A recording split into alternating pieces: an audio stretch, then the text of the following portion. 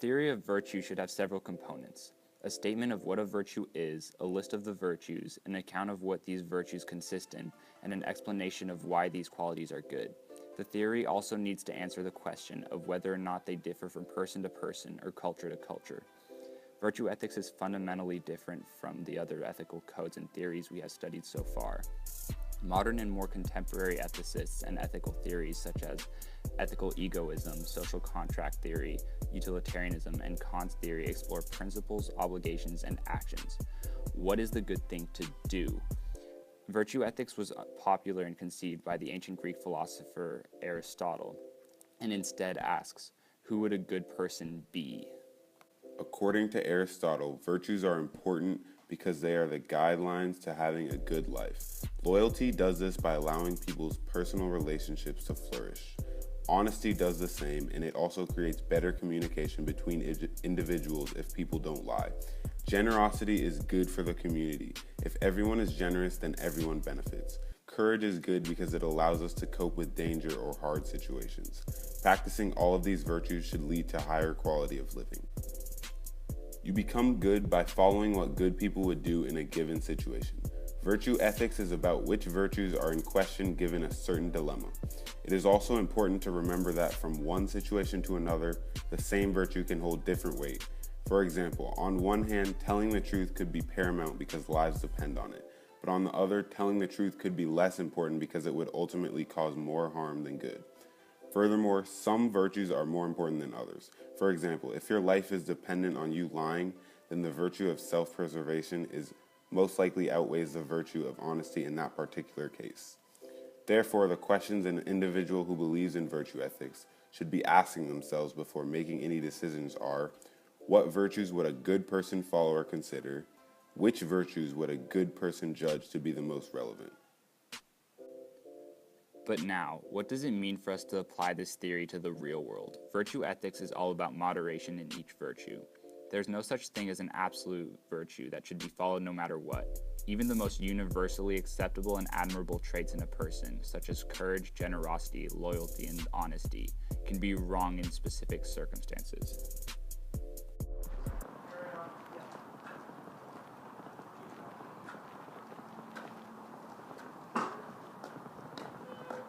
Miss, please. I'm so hungry. I haven't eaten in days. What would you like to eat? I really like sea salt and vinegar. I got you here. Thank you so much. No problem.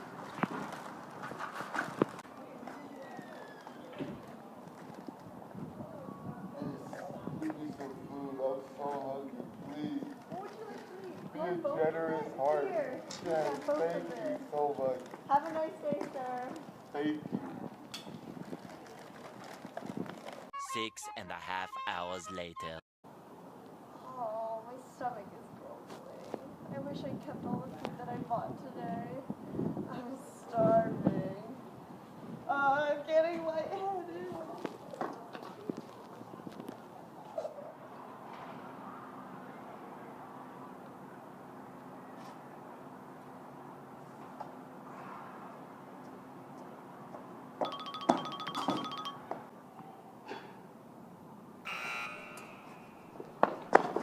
You're under arrest!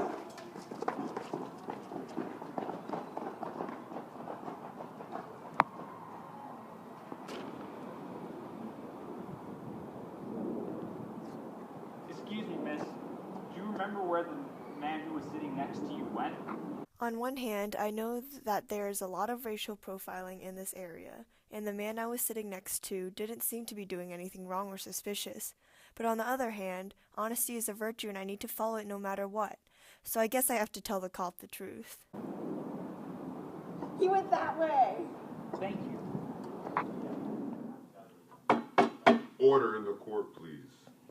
We are gathered here today for the trial of the murder of Bart Simpson on June 23rd, 2015. This is the accused. May we please call the witnesses to the stand. Welcome, Sabrina. Please give your account of the case. I know my brother committed a terrible crime and he must accept his punishment, but on the other hand, I need to remain loyal to my family, so I'll say that he's innocent. My brother was at home with me the whole day. He has an alibi. I can account for his whereabouts. He's innocent.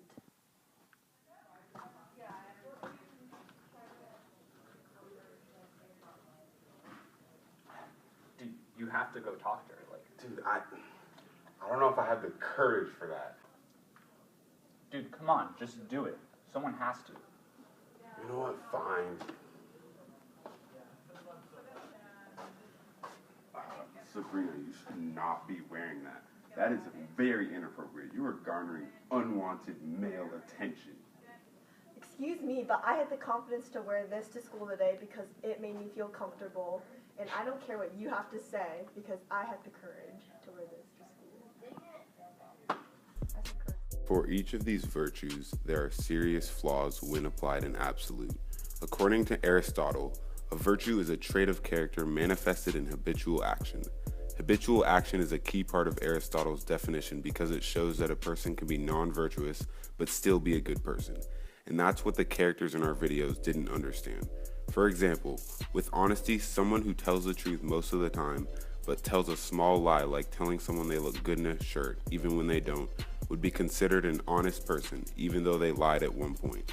This is because overall, they are an honest person, but in this particular instance, they chose kindness over honesty. This decision is what a good person would do because being too honest would hurt the feelings of the friend.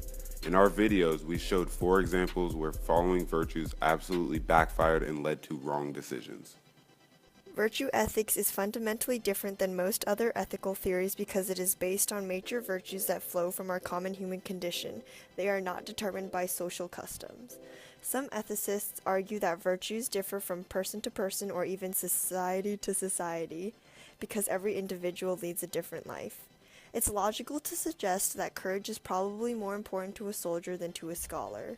However, we believe this is wrong because even in the most different societies, people face the same basic problems and have the same basic needs. Everyone needs courage since no one can always avoid danger. Generosity is needed because in every society there are people who are worse off than others. And finally, honesty is needed because no society can exist without dependable communication. Therefore, the virtues do not vary from society to society or person to person. There are 2 main advantages of virtue ethics. The first advantage is that it solves doubts about whether or not impartiality is ideal. Many theories we've studied so far, like utilitarianism, preach that impartiality is the ultimate goal and we should strive for it as much as possible. However, a mother is partial to her kids and loves them more than other people. If impartiality is ideal, then this would be considered wrong, which is absurd. On the other hand, virtue ethics accounts for this because some virtues are partial while others are not. For example, loyalty is partial towards friends and family, while tolerance is about accepting all people equally. The second is moral motivation, which stems from the fact that virtue ethics is about character and personality rather than action and duty. Theories that focus on duty are unsatisfactory because they ignore the motivation behind people's actions.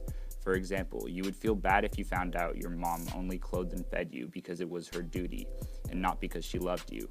By contrast, virtue ethics accounts for this by emphasizing personal qualities such as friendship, love, and loyalty.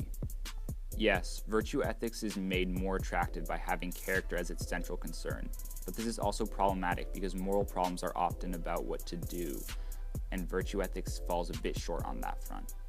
One solution to this is combining virtue ethics with another action-based theory like Kantianism or utilitarianism, effectively combining a theory for right action and right character. Another solution is called radical virtue ethics, and it believes that virtue ethics is complete and can stand on its own as a theory. In this extreme view, there is no right or wrong action. Instead, actions should be defined by virtues and vices. For example, actions can be unjust, cowardly, or unkind, but not morally right or wrong. Rachel disagrees with this thinking, and we agree with his point of view that the virtues should define whether the action is right or wrong, and that the right thing to do is what a virtuous person would do. Radical virtue ethics is incomplete because it doesn't explain why certain traits are virtues. If we don't know why a trait is a virtue, then it is impossible to apply radical virtue ethics in specific cases. For example, let's say someone's friend died in an accident, and they would never know unless you told them. They're the kind of person that would like to know, but learning this information would make the person unhappy. If you are trying to be kind, then radical virtue ethics gives no solution to this problem because you don't know whether to pick the person's wishes or their happiness. Because, like Rachel's, we think virtue ethics is incomplete on its own, we believe it would best be completed if it was combined with utilitarianism. This theory would allow us to answer the question of which actions and qualities of character would lead to a society where people are both happy and satisfied.